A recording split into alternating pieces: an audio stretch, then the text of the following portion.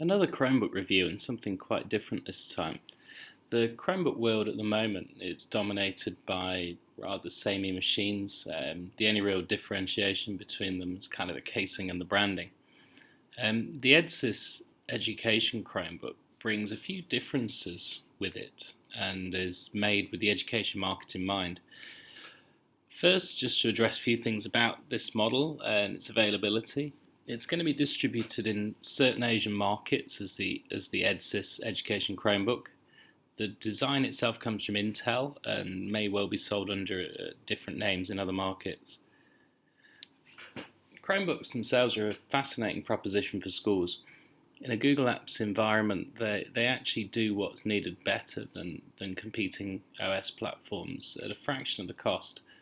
Already for us, that they're actually enabling levels of device deployments that we wouldn't have been able to dream about a year ago, just simply through the cost.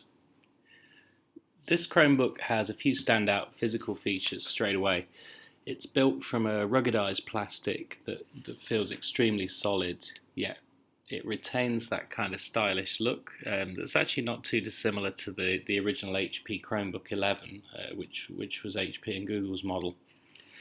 The build quality in the frame is pretty solid. It's enough to protect against drops from up to a meter.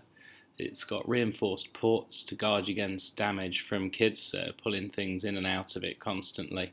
When closed, the hinge area hides a convenient carrying handle, which is actually quite handy if students are moving around the school building.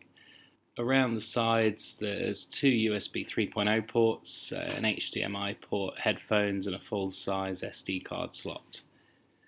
This one's running on the quad-core Bay Trail Celeron chip, which means that there's no fans at all in this and no vents on the underside. There's actually two water drainage holes, but we'll talk about those a little bit later. Opening up the machine, the white exterior contrasts to a nice dark inside colour. Bezel's on the larger side for an 11.6, but the space is actually there for a reason with this one. There's a rotating webcam, which is positioned at the top of the device. We've talked before about students actually using mobile devices still for photo video capture, but this actually might change that conversation a little bit. In my testing, did a good job with simple animation photography work. I think having this kind of rotating webcam is going to prove useful. The webcam itself also actually has an exposed screw thread, so it's possible to add attachments to it, and my understanding is that things like microscopes, etc., that could be added onto this. Touchpad is large, scrolling smooth, works probably about as nicely as the previously reviewed Acer Chromebook 13. Keyboard's a little bit shallower than I would have liked. The keys they're well spaced out still. There's no problem with typing. It's still comfortable, but could do with a little more depth. Keyboard area though, it does have one extra trick up its sleeve, which is, as mentioned with the holes underneath earlier, that it's actually spill proof.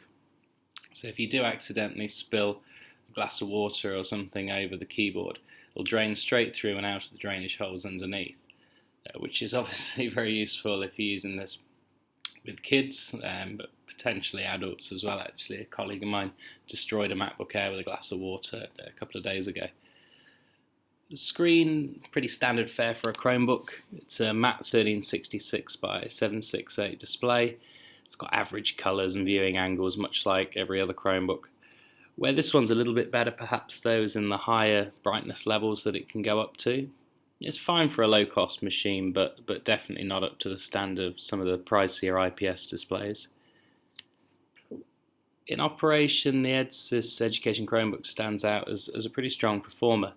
It easily surpasses the performance of the Acer Chromebook 13's ARM processor, which disappointed me a little bit, and comes closer to the existing models with the Haswell chips like the Acer C720.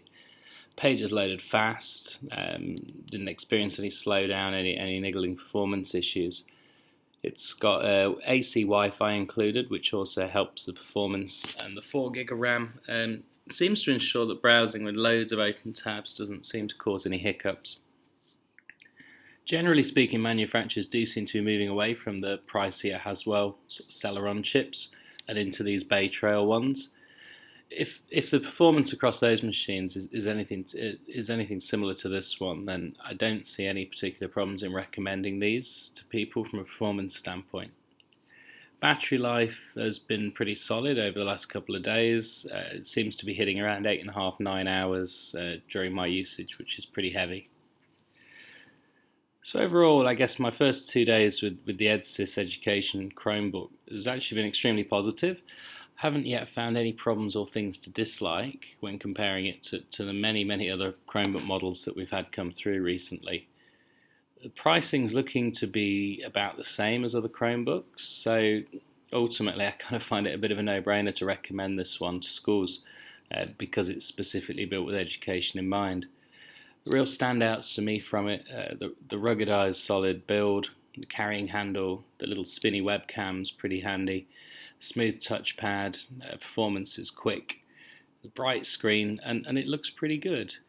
So I guess if you're in the education market, this machine is actually available in, I definitely give it some serious thought as probably the best current option that you can get.